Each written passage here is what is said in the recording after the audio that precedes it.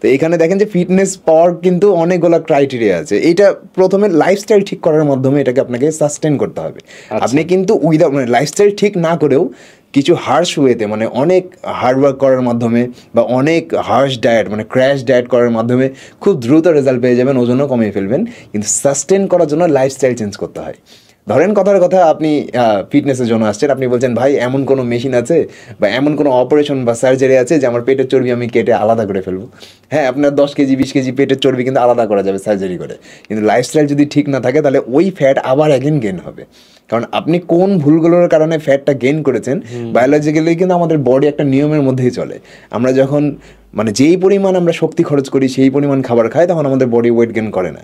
কিন্তু আপনি ধরেন এই টেকনিকটা ফলো করছেন না, এই রুলসটা ফলো করছেন না, আপনি এক্সট্রা ওয়েট আপনি কমিয়ে ফেললেন, কিন্তু ওই একই বায়োলজিক্যাল প্রসেসে আপনি যখন চালিয়ে যাবেন, কন্টিনিউ করতে থাকবেন যে না আমি আমার লাইফস্টাইল ঠিক করবো না, আমি আবার ওই আগের মতো আনহেলদি খাবার খাবো, না মেপে খাবার খাবো, বেশি বেশি খাবার খাবো, তখন আপনার বডি আবার আগের জায়গাতেই যাবে। তো আমাদের প্রবলেম কিন্তু ওজন কমানোতে হয় না, প্রবলেম হচ্ছে ওজন কমিয়ে ফেলার পর আবার কিছুদিন পর বেড়ে যাওয়াতে হয়। তো এইগুলোই ব্যাপার যে পাতলা মানুষরা মনে করে যে ফিটনেসের দরকার নাই, এত ডায়েট করার দরকার নাই। ডায়েট মানে কম খাবার খাওয়া না, ডায়েট মানে বুঝে খাওয়া যে এইটা আমার শরীরের জন্য উপকারী, এটা আমার শরীরের জন্য অপকারী।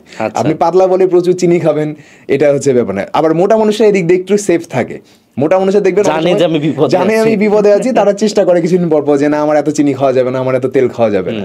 আবার অনেক সময় দেখবেন মোটা মানুষের তুলনায় পাতলা মানুষেরা হার্টের রোগে বেশি আক্রান্ত হয়। আপনি হসপিটালে যাবেন দেখবেন পাতলা মানুষের ভরপুর হার্টের রোগী নেই। কিভাবে হয়েছে বলেন তো?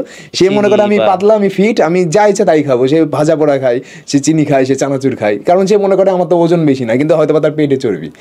আপনার পেটে চর্বি থাকলে হার্টের রোগ, এটাকে ভিসারাল ফ্যাট বলা হয়, বুঝছেন? সাবকিউটেনিয়াস ফ্যাট হচ্ছে আমাদের ভিতরে মানে বডির ভিতরে থাকে, আর ভিসারাল ফ্যাট হচ্ছে উপরে থাকে, মানে উপর থেকে দেখা যায়।